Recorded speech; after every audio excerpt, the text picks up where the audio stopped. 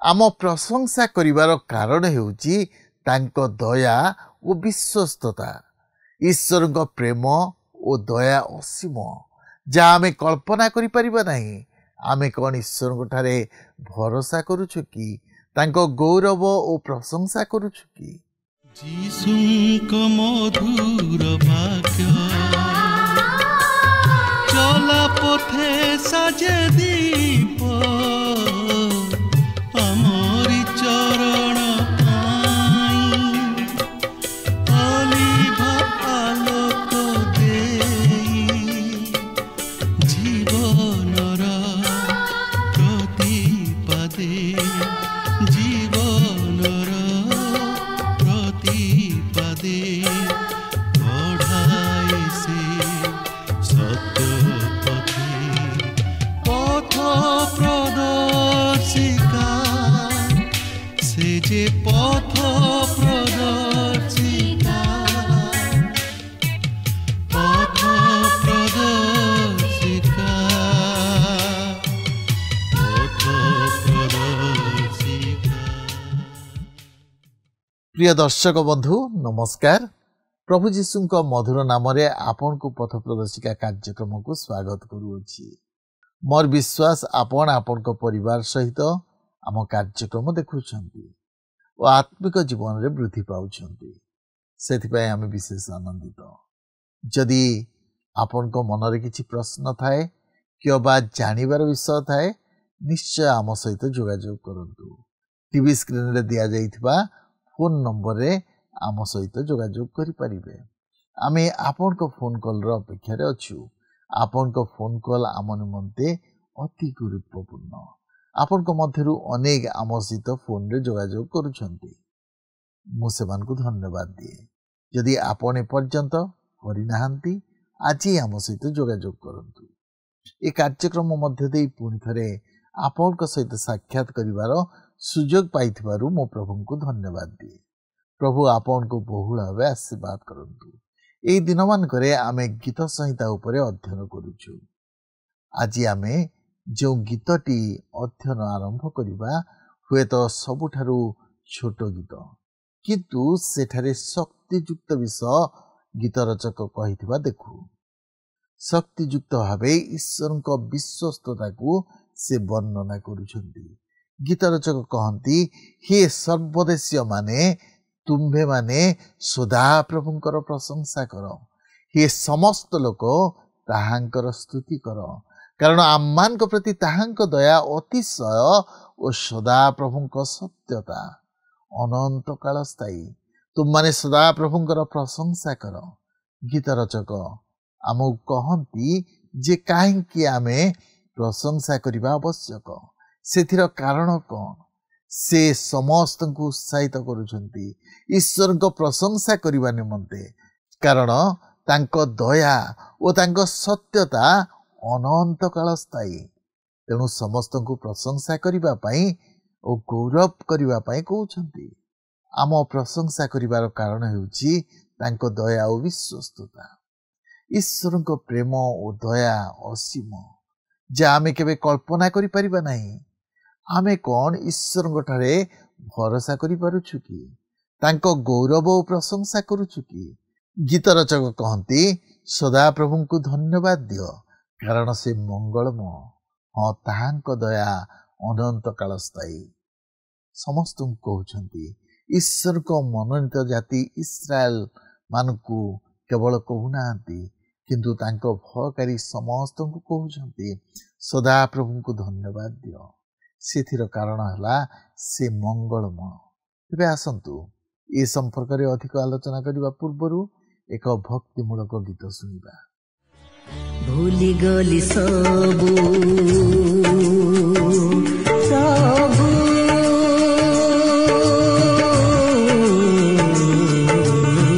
भूली गली सबु पुरुणा स्मृति को प्रार्थना रे थिले कही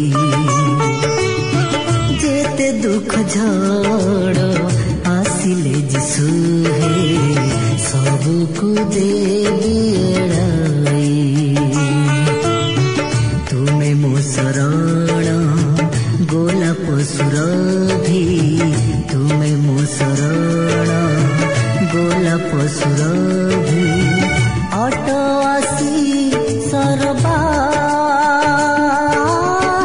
ଆଉ କି ଝରିବ ମୋ ଆଖି ପତାରେ, ଆଉ କି ଝରିବ ମୋ ଆଖି ପତାରେ ଅନୁତାପ ରସନୀର ଆଦ୍ୟ ପ୍ରେମର ଝଙ୍କାର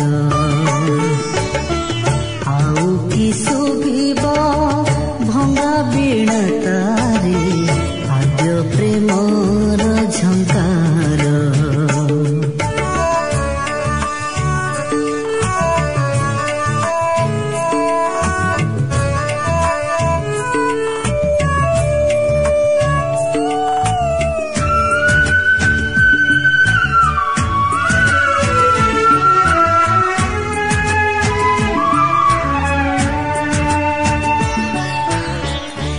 ଚାହିଁବି ବୋଲି ପ୍ରଭୁ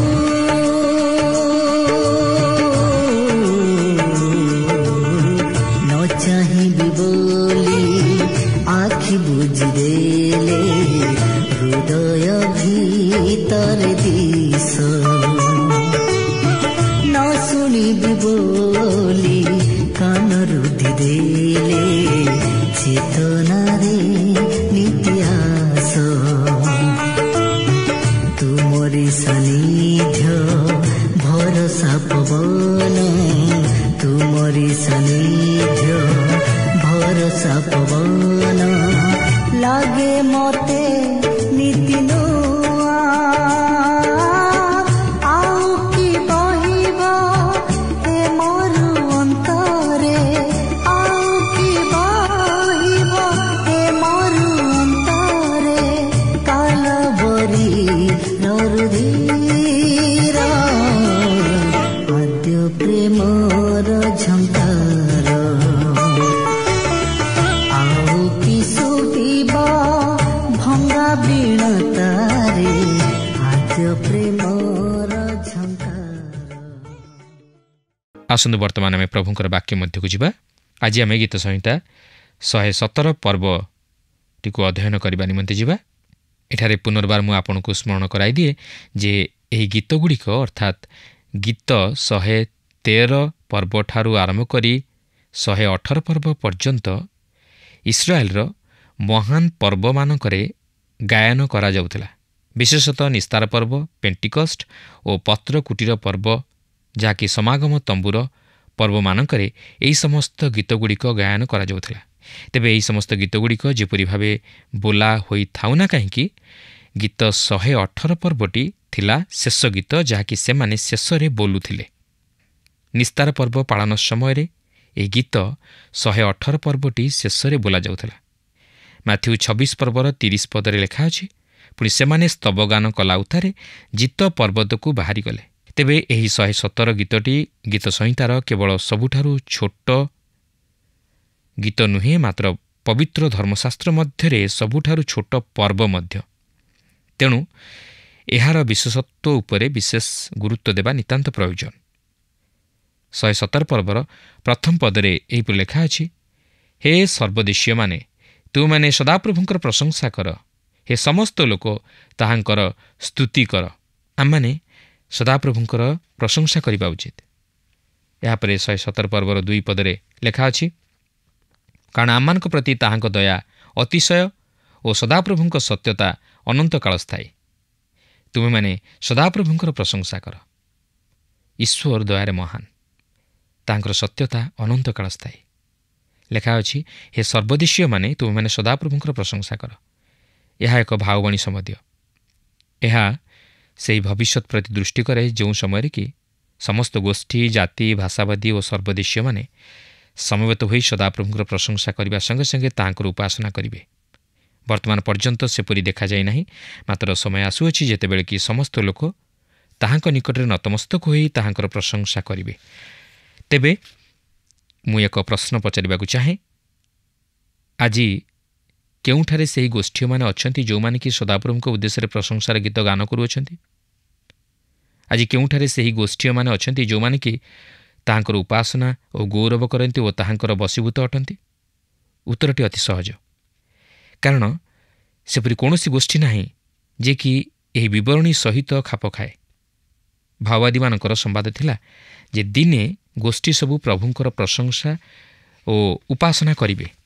ଜିଖରୀୟ ଭବିଷ୍ୟତ ବକ୍ତା ତାଙ୍କର 2 ପର୍ବର 11 ପଦରେ ଏହିପରି ପ୍ରକାଶ କରନ୍ତି, ପୁଣି ସେଦିନ ଅନେକ ଗୋଷ୍ଠୀ ସଦାପ୍ରଭୁଙ୍କ ପ୍ରତି ଆସକ୍ତ ହେବେ ଓ ମୋର ଲୋକ ହେବେ, ଆଉ ମୁଁ ତୁମ୍ଭ ମଧ୍ୟରେ ବାସ କରିବି।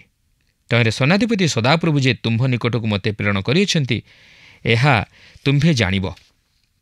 ତାପରେ ଜିଖରୀୟ 14 ପର୍ବର 16 ପଦରେ ଆମେ ଏହିପରି ପାଠ କରୁ, ଆଉ ଯେଉଁ ଗୋଷ୍ଠୀ ସବୁ ଜେରୁସାଲେମ ବିରୁଦ୍ଧରେ ଆସିଲେ, ସେମାନଙ୍କ ମଧ୍ୟରୁ ଯେଉଁମାନେ ଅବଶିଷ୍ଟ ରହିବେ, ସେ ପ୍ରତ୍ୟେକ ସେନାଧିପତି ସଦାପ୍ରଭୁ ରାଜାଙ୍କ ନିକଟରେ ପ୍ରଣାମ କରିବା ପାଇଁ ଓ ପତ୍ରକୁଟୀର ପର୍ବ ପାଳନ କରିବା ପାଇଁ ବର୍ଷକୁ ବର୍ଷ ଆସିବେ।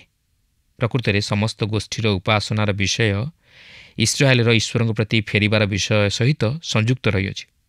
ପରବର୍ତ୍ତୀ ପ୍ରଶ୍ନଟି ହେଉଛି, କେତେବେଳେ ଗୋଷ୍ଠୀ ସମୂହ ସଦାପ୍ରଭୁଙ୍କର ପ୍ରଶଂସା କରିବେ? ଲକ୍ଷ୍ୟ କରନ୍ତୁ 117 ପର୍ବର 2 ପଦ କ'ଣ କହେ? କାରଣ ଆମ୍ଭମାନଙ୍କ ପ୍ରତି ତାହାଙ୍କ ଦୟା ଅତିଶୟ ଓ ସଦାପ୍ରଭୁଙ୍କ ସତ୍ୟତା ଅନନ୍ତ କାଳ ସ୍ଥାୟୀ। ଏହି ଅଂଶରେ ସେହି ଆମ୍ଭେମାନେ କିଏ? ଏହା ହେଉଛି ଇସ୍ରାଏଲ। ଦିନ ଆସୁଅଛି ଯେତେବେଳେ ଈଶ୍ୱର ଇସ୍ରାଏଲ ପ୍ରତି ଦୟା ଦେଖାଇବାକୁ ଯାଉଅଛନ୍ତି। ସେହି ସମୟକୁ ଦୃଷ୍ଟି ଆଗରେ ରଖି ଈଶ୍ୱରଙ୍କୁ ଦର୍ଶାଇ ମିଖା ଭବିଷ୍ୟତ ବକ୍ତା କହନ୍ତି, ତୁମ୍ଭେ ପୂର୍ବକାଳଠାରୁ ଆମମାନଙ୍କର ପିତୃପୁରୁଷ ଗଣ ପ୍ରତି ଯାହା ଶପଥ କରିଅଛ, ଯାକୁବ ପ୍ରତି ସେହି ସତ୍ୟ ଓ ଅବ୍ରାହମ ପ୍ରତି ସେହି ଦୟା ପାଳନ କରିବ, ଯାହାକି ମିଖା ପୁସ୍ତକ 7 ପର୍ବର 20 ପଦରେ ଲେଖା ଅଛି। ତାପରେ ଜିସାୟ 54 ପର୍ବର 7 ପଦରୁ 8 ପଦରେ ଆମେ ଏହିପରି ପାଠ କରୁ, ଆମ୍ଭେ ଅଳ୍ପକ୍ଷଣ ନିମନ୍ତେ ତୁମକୁ ତ୍ୟାଗ କରିଅଛୁ, ମାତ୍ର ମହାକରୁଣାରେ ତୁମକୁ ସଂଗ୍ରହ କରିବା। ଅତିଶୟ କୋପରେ ଆମ୍ଭେ ଏକ ନିମିଷ ମାତ୍ର ଆପଣା ମୁଖ ତୁମଠାରୁ ଲୁଚାଇଲୁ, ମାତ୍ର ଅନନ୍ତ କାଳସ୍ଥାୟୀ ଦୟାରେ ଆମ୍ଭେ ତୁମ ପ୍ରତି କରୁଣା କରିବା। ଏହା ତୁମର ମୁକ୍ତିଦାତା ସଦାପ୍ରଭୁ କହନ୍ତି। ତେଣୁ ପ୍ରିୟ ବନ୍ଧୁ, ଆପଣ ଦେଖିବାକୁ ପାରିବେ ଯେ ଏହି ଗୀତଟି ସେହି ଭବିଷ୍ୟତ ଦିନକୁ ଦର୍ଶାଏ ଯେତେବେଳେ ଗୋଷ୍ଠୀମାନେ ପ୍ରଭୁଙ୍କର ପ୍ରଶଂସା କରିବାକୁ ଯାଉଅଛନ୍ତି। ତେବେ ଏହି ବିଷୟବସ୍ତୁର ନୂତନ ନିୟମ ସହିତ କୌଣସି ଲିଖିତ ସଂଯୋଗ ରହିଅଛି କି? ହଁ, ପ୍ରେରିତ 15 ପର୍ବ ସେହି ଜେରୁସାଲେମରେ ହୋଇଥିବା ଏକ ମହାସଭାର ବିବରଣୀ ପ୍ରଦାନ କରେ, ଯାହାକି ଜିହୁଦୀୟ ବିଶ୍ୱାସୀମାନଙ୍କ ବିଷୟ ନେଇ ପ୍ରସ୍ତୁତ ହୋଇଥିଲା। ଆଉ ସେମାନେ ବୁଝିପାରି ନଥିଲେ ଯେ କାହିଁକି ପୁରାତନ ନିୟମର ଭାବବାଣୀ ସବୁ ସଫଳ ହେଉନାହିଁ। ତେବେ ସେହି ସଭାର ଶେଷରେ ଯାକୁବ ଠିଆ ହୋଇ କହିଲେ, ଈଶ୍ୱର ଆପଣା ନାମ ନିମନ୍ତେ ବିଜାତିମାନଙ୍କ ମଧ୍ୟରୁ ଦଳେ ଲୋକ ଗ୍ରହଣ କରିବା ପାଇଁ କି ପ୍ରକାରେ ପ୍ରଥମେ ସେମାନଙ୍କ ପ୍ରତି କୃପାଦୃଷ୍ଟି କରିଥିଲେ, ଯାହା ସିମୋନ ବର୍ଣ୍ଣନା କରିଅଛନ୍ତି, ଯାହାକି ପ୍ରେରିତ 15 ପର୍ବର 14 ପଦରେ ଆମେ ଲକ୍ଷ୍ୟ କରିବାକୁ ପାରୁ। ପ୍ରିୟ ବନ୍ଧୁ, ତାହା ହିଁ ଯାହାକି ଆଜି ଈଶ୍ୱର ଆମମାନଙ୍କ ସମୟରେ ସାଧନ କରୁଅଛନ୍ତି। ବିଜାତୀୟମାନଙ୍କ ମଧ୍ୟରୁ ଲୋକ ଗ୍ରହଣ କରୁଅଛନ୍ତି। ସେ ସମସ୍ତ ଜାତିରୁ, ଗୋଷ୍ଠୀରୁ ଓ ଭାଷାବାଦୀରୁ ନେଇ ତାହାଙ୍କର ମଣ୍ଡଳୀ ସ୍ଥାପନ କରୁଅଛନ୍ତି ଓ ସେମାନଙ୍କୁ ଏକ ଶରୀର ମଧ୍ୟକୁ ଏକତ୍ର କରି ଆଣୁଅଛନ୍ତି। ବର୍ତ୍ତମାନ ଲକ୍ଷ୍ୟ କରନ୍ତୁ ଯାକୁବ ଆହୁରି କ'ଣ କହନ୍ତି। ପୁଣି ଭାଓବାଦୀମାନଙ୍କର ବାକ୍ୟ ଏହା ସହିତ ମିଶୁଅଛି, ଯେପରି ଲେଖା ଅଛି, ଏଥିଉତାରେ ଆମ୍ଭେ ବାହୁଡ଼ି ଆସି ଦାଉଦର ପତିତ ଆବାସ ପୁନଃନିର୍ମାଣ କରିବା, ପୁଣି ତାହାର ଧ୍ୱଂସ ସ୍ଥାନ ସବୁ ପୁନଃନିର୍ମାଣ କରି ତାହା ପୁନଃସ୍ଥାପନ କରିବା, ଯେପରି ଅବଶିଷ୍ଟ ଲୋକେ ଓ ଯେ ସମସ୍ତ ବିଜାତି ଆମ୍ଭ ନାମରେ ଖ୍ୟାତ, ସେମାନେ ପ୍ରଭୁଙ୍କୁ ଅନ୍ୱେଷଣ କରନ୍ତି। ସର୍ବସାଧନକର୍ତ୍ତା ପ୍ରଭୁ ଏହା କହନ୍ତି। ଏପରିକି ଆପଣ ଦେଖିପାରିବେ ଯେ ଆମମାନଙ୍କ ସମ୍ମୁଖରେ ଏହି ଯେଉଁ ଗୀତଟି ରହିଅଛି, ଏହା ସେହି ଭବିଷ୍ୟତ ପ୍ରତି ଦୃଷ୍ଟି କରେ ଯେତେବେଳେ ଏହି ପୃଥିବୀ ଉପରେ ଥିବା ପ୍ରତ୍ୟେକ ପ୍ରାଣୀ ଈଶ୍ୱରଙ୍କର ପ୍ରଶଂସା କରିବେ। ପରମେଶ୍ୱର ଆମମାନଙ୍କୁ ଆଶୀର୍ବାଦ କରିବେ, ପୁଣି ପୃଥିବୀର ସମସ୍ତ ପ୍ରାନ୍ତ ତାହାଙ୍କୁ ଭୟ କରିବେ, ଯାହାକି ଗୀତ 67 ପର୍ବର 7 ପଦ ପ୍ରକାଶ କରେ। ଗୀତ 117 ହେଉଛି ଏକ ଚମତ୍କାର ଗୀତ ଓ ଏହି ଗୀତର ସଫଳତା ସେହି 1000 ବର୍ଷର ଶାନ୍ତିରାଜ୍ୟ ସମୟରେ ପରିଲକ୍ଷିତ ହେବ, ଯେତେବେଳେ ଖ୍ରୀଷ୍ଟ ଏହି ପୃଥିବୀ ଉପରେ ରାଜତ୍ୱ କରିବେ। ଇସ୍ରାଏଲ ସନ୍ତାନଗଣର ଅବଶିଷ୍ଟାଂଶ ସେହି ମହାକ୍ଲେଶର ସମୟରେ ଈଶ୍ୱରଙ୍କ ଦୟାର ଅଧିକାରୀ ହେବେ। ଏହା ମଧ୍ୟ ବର୍ତ୍ତମାନ ଘଟୁଅଛି। ପ୍ରଭୁ ଆଜି ମଧ୍ୟ ସମସ୍ତ ଗୋଷ୍ଠୀ, ଜାତି ଓ ଭାଷାବାଦୀର ଲୋକମାନଙ୍କ ମଧ୍ୟରୁ ଅନେକଙ୍କୁ ଗ୍ରହଣ କରି ତାହାଙ୍କ ମଣ୍ଡଳୀଭୁକ୍ତ କରାଉଛନ୍ତି, ଯାହାକି ଆମେ ନୂତନ ନିୟମରେ ମଧ୍ୟ ଲକ୍ଷ୍ୟ କରିବାକୁ ପାରୁ। ପ୍ରେରିତ 15 ପର୍ବ ତାହା ପ୍ରକାଶ କରେ। ଏହି ଗୀତ ମଧ୍ୟ ଏଥିସହିତରେ ସେହି ଭବିଷ୍ୟତ ପ୍ରତି ଦୃଷ୍ଟି କରେ, ଯେଉଁ ସମୟରେ କି ବାସ୍ତବ ଭାବରେ ଓ ଓ ବହୁଳ ମାତ୍ରାରେ ଈଶ୍ୱରଙ୍କର ସୃଷ୍ଟ ପ୍ରାଣୀମାନେ ତାହାଙ୍କ ଉଦ୍ଦେଶ୍ୟରେ ସମବେତ ହୋଇ ପ୍ରଶଂସାର ସ୍ୱର ଉତ୍ତୋଳନ କରିବେ, କାରଣ ସେ ସେମାନଙ୍କୁ ଆଶୀର୍ବାଦ କରିବେ ଓ ଜଗତର ପ୍ରାନ୍ତ ପର୍ଯ୍ୟନ୍ତ ସମସ୍ତେ ତାହାଙ୍କୁ ଭୟ କରିବେ। ବାସ୍ତବରେ ସେଦିନ କେତେ ଗୌରବର ଦିନ ନ ହେବ। ଆସନ୍ତୁ ଏହାପରେ 118 ପର୍ବ ମଧ୍ୟକୁ ଯିବା। ଏହି ଗୀତଟି ପ୍ରଭୁ ଯୀଶୁଖ୍ରୀଷ୍ଟ ତାଙ୍କର ମୃତ୍ୟୁ ପୂର୍ବରୁ ଶିଷ୍ୟମାନଙ୍କ ସହିତ ଗାଇଥିଲେ।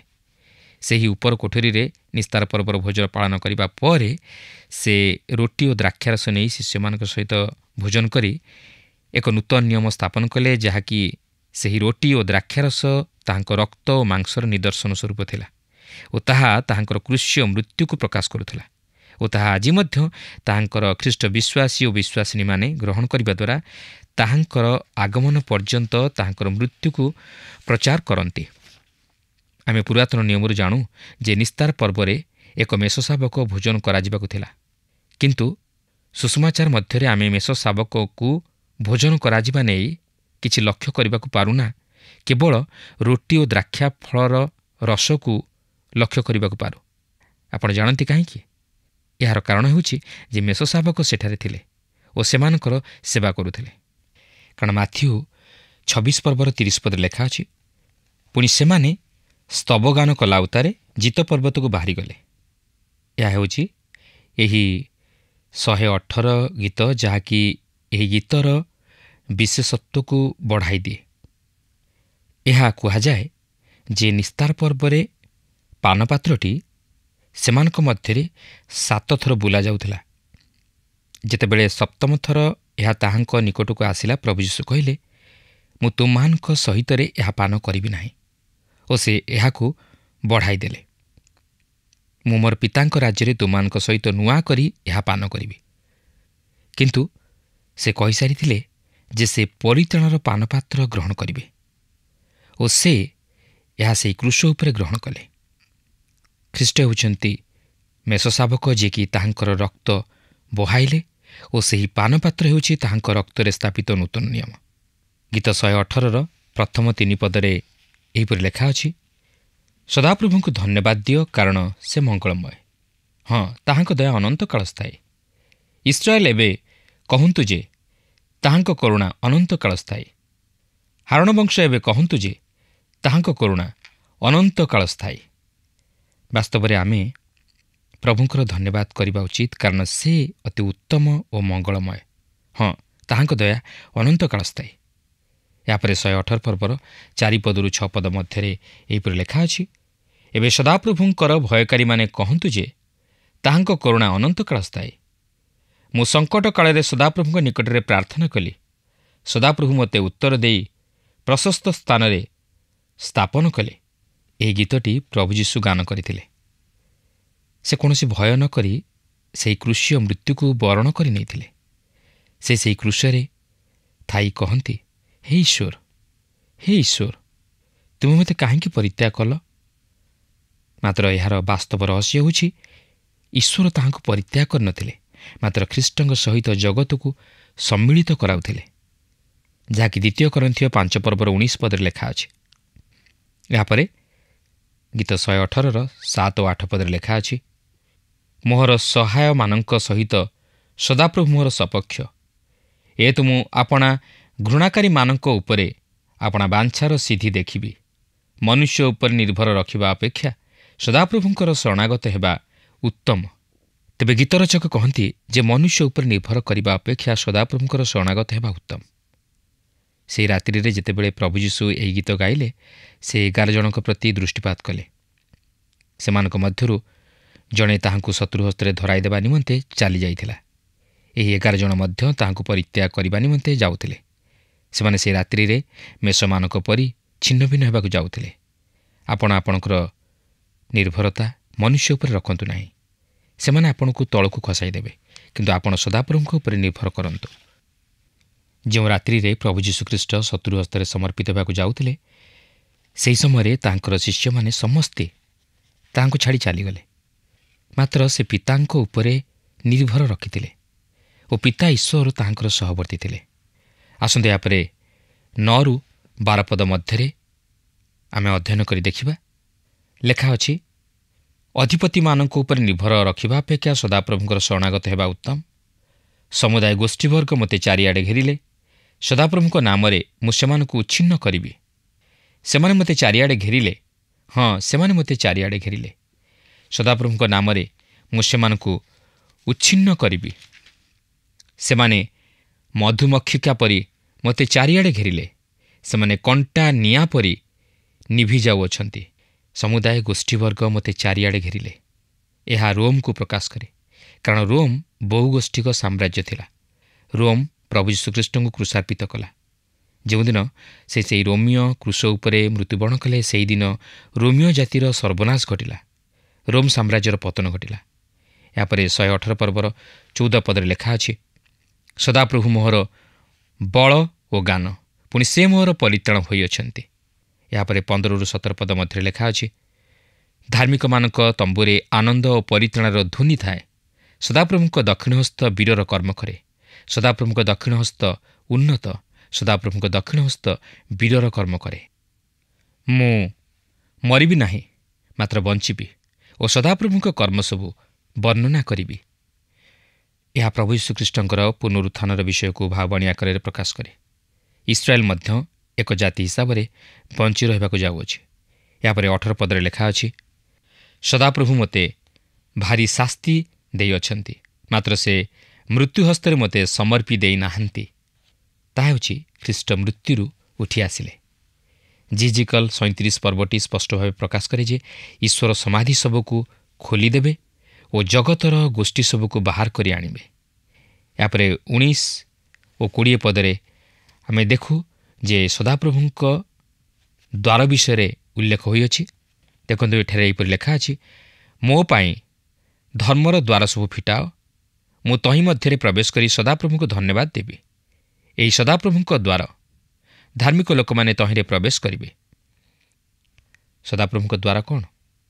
ସେହି ଦ୍ୱାର ହେଉଛନ୍ତି ପ୍ରଭୁ ଯୀଶୁଖ୍ରୀଷ୍ଟ।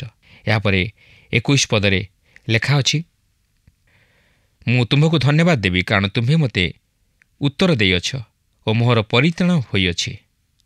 ବର୍ତ୍ତମାନ ଆମେ ଆଉ ଏକ ରୂପକ କଥା ଲକ୍ଷ୍ୟ କରିବାକୁ ଯିବା, ଯାହାକି 22 ପଦରେ ଲେଖା ଅଛି, ଗାନ୍ଥକମାନେ ଯେଉଁ ପଥର ଅଗ୍ରାହ୍ୟ କଲେ ତାହା କୋଣର ପ୍ରଧାନ ପ୍ରସ୍ତର ହୋଇଅଛି। ଏହି ପଥର ପ୍ରଭୁ ଯୀଶୁଙ୍କୁ ଉପସ୍ଥାପିତ କରେ। ତେବେ ମାଥ୍ୟୁ 21 ପର୍ବର 42 ପଦରେ ପ୍ରଭୁ ଯୀଶୁ ଏହିପରି କହନ୍ତି, ଯୀଶୁ ସେମାନଙ୍କୁ କହିଲେ, ତୁମାନେ କି କେବେ ହିଁ ଧର୍ମଶାସ୍ତ୍ରରେ ଏହି କଥା ପାଠ କରିନାହ? ଗୃହ ନିର୍ମାଣକାରୀମାନେ ଯେଉଁ ପ୍ରସ୍ତରକୁ ଅଗ୍ରାହ୍ୟ କଲେ ତାହା କୋଣର ପ୍ରଧାନ ପ୍ରସ୍ତର ହେଲା। ପ୍ରଭୁଙ୍କଠାରୁ ଏହା ହେଲା, ଆଉ ତାହା ଆମମାନଙ୍କ ଦୃଷ୍ଟିରେ ଆଶ୍ଚର୍ଯ୍ୟଜନକ। ସେପରି ପ୍ରଥମ ପିତର 2 ପର୍ବର 6-8 ପଦରେ ଲେଖା ଅଛି, କାରଣ ଶାସ୍ତ୍ରରେ ଲିଖିତ ଅଛି, ଦେଖ ଆମ୍ଭେ ସିଓନରେ ଗୋଟିଏ ମନୋନୀତ ଓ ବହୁମୂଲ୍ୟ କୋଣର ପ୍ରଧାନ ପ୍ରସ୍ତର ସ୍ଥାପନ କରୁଅଛୁ, ଆଉ ଯେ ତାହାଙ୍କଠାରେ ବିଶ୍ୱାସ କରିବ ସେ ଲଜ୍ଜିତ ହେବ ନାହିଁ। ଏଣୁ ବିଶ୍ୱାସ କରୁଅଛ ଯେ ତୁମେମାନେ ସେହି ମହାମୂଲ୍ୟର ଅଂଶୀ ଅଟ। କିନ୍ତୁ ଯେଉଁମାନେ ବିଶ୍ୱାସ କରନ୍ତି ନାହିଁ, ଗୃହ ନିର୍ମାଣକାରୀମାନେ ଯେଉଁ ପ୍ରସ୍ତରକୁ ଅଗ୍ରାହ୍ୟ କଲେ ତାହା ସେମାନଙ୍କ ନିମନ୍ତେ କୋଣର ପ୍ରଧାନ ପ୍ରସ୍ତର, ପୁଣି ବାଧାଜନକ ପ୍ରସ୍ତର ଓ ବିଘ୍ନଜନକ ପାଷାଣ ସ୍ୱରୂପ ହେଲା। ବାକ୍ୟର ଅନାଜ୍ଞାବହ ହେବାରୁ ସେମାନେ ବାଧା ପାଆନ୍ତି, ଆଉ ଏଥି ନିମନ୍ତେ ମଧ୍ୟ ସେମାନେ ନିରୂପିତ ହୋଇଥିଲେ। ତେଣୁକରି ସେହି ପ୍ରସ୍ତର ହେଉଛନ୍ତି ପ୍ରଭୁ ଯୀଶୁଖ୍ରୀଷ୍ଟ।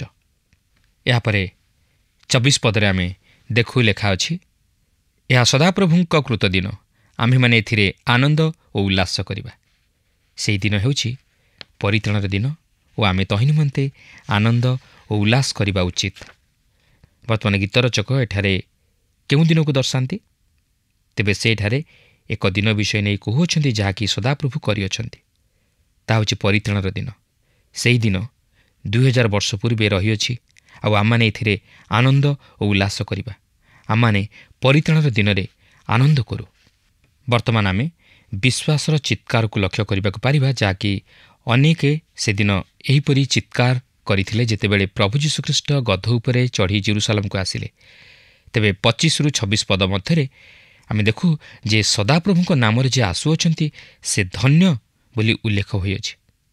ଏହି ଉକ୍ତି ପ୍ରଭୁ ଯୀଶୁଖ୍ରୀଷ୍ଟଙ୍କ ଦ୍ୱାରା ଉପସ୍ଥାପିତ କରାଯାଇଥିଲା।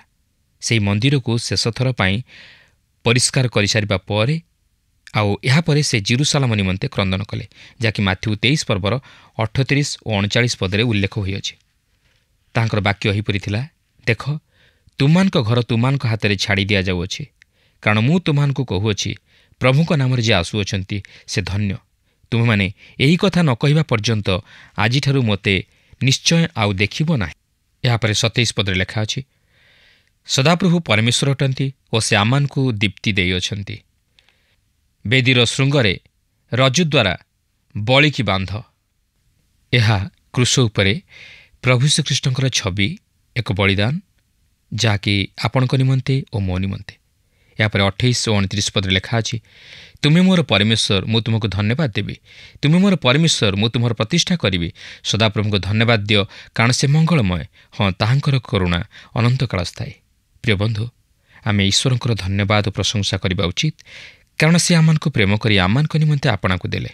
ତେଣୁ ଆମମାନଙ୍କର ପ୍ରେମ ସେହି ଧନ୍ୟବାଦ ଓ ପ୍ରଶଂସା ମାଧ୍ୟମରେ ତାହାଙ୍କ ପ୍ରତି ପ୍ରକାଶିତ ହେବା ଉଚିତ। ପ୍ରଭୁ ଆମ ପ୍ରତ୍ୟେକଙ୍କୁ ଏହି ସଂକ୍ଷିପ୍ତ ଆଲୋଚନା ମଧ୍ୟ ଦେଇ ଆଶୀର୍ବାଦ କରନ୍ତୁ।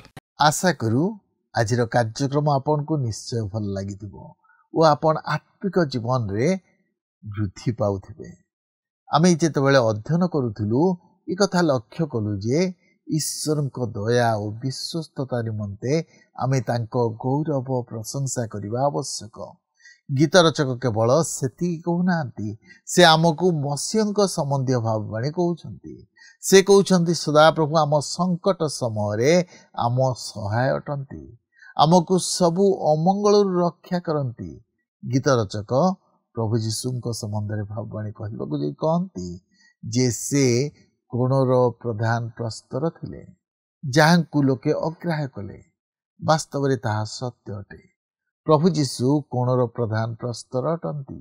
ସେ ଆମ ଜୀବନର ସବୁକିଛି ଅଟନ୍ତି, କିନ୍ତୁ ତାଙ୍କ ନିଜ ଲୋକମାନେ ତାଙ୍କୁ ଅଗ୍ରାହ୍ୟ କରିଥିଲେ। କିନ୍ତୁ ବର୍ତ୍ତମାନ ପ୍ରଶ୍ନ ହେଲା, ଆମେ କ'ଣ ପ୍ରଭୁ ଯୀଶୁଙ୍କଠାରେ ବିଶ୍ୱାସ କରୁଛୁ କି? ଆମେ କ'ଣ ପ୍ରଭୁ ଯୀଶୁଙ୍କୁ ଆମ ଜୀବନର ସବୁକିଛି ବୋଲି ଭାବୁଛୁ କି?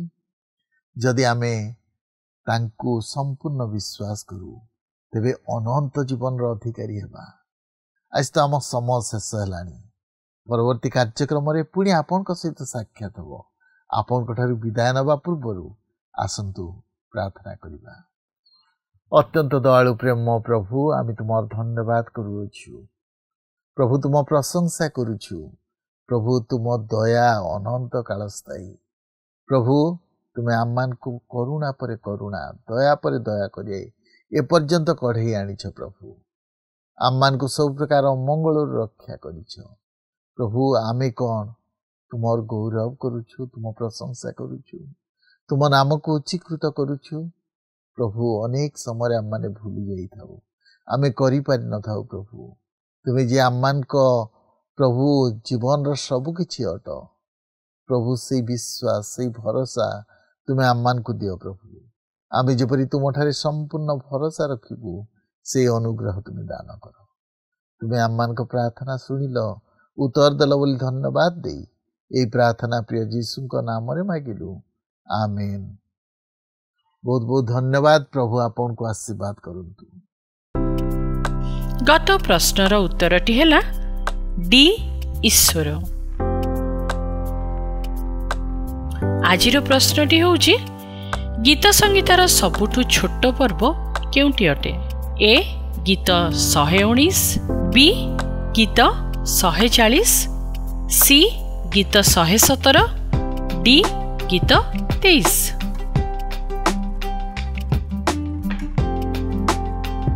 এই প্রশ্নর উত্তর আসন্তাকালি সন্ধ্যা 6টা মধ্যে option A, B, C, D মধ্যরু সঠিক উত্তর বাছি আপনার নাম ও সম্পূর্ণ ঠিকনা সহিত 9777221415 ফোন নম্বরে SMS কিংবা WhatsApp দ্বারা জଣାଇବାକୁ অনুরোধ।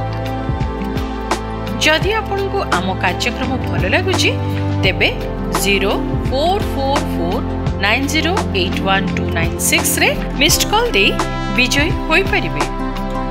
गत सप्ताहर विजय दर्शक बंधु हेले गजपति डोमिनिक पाल।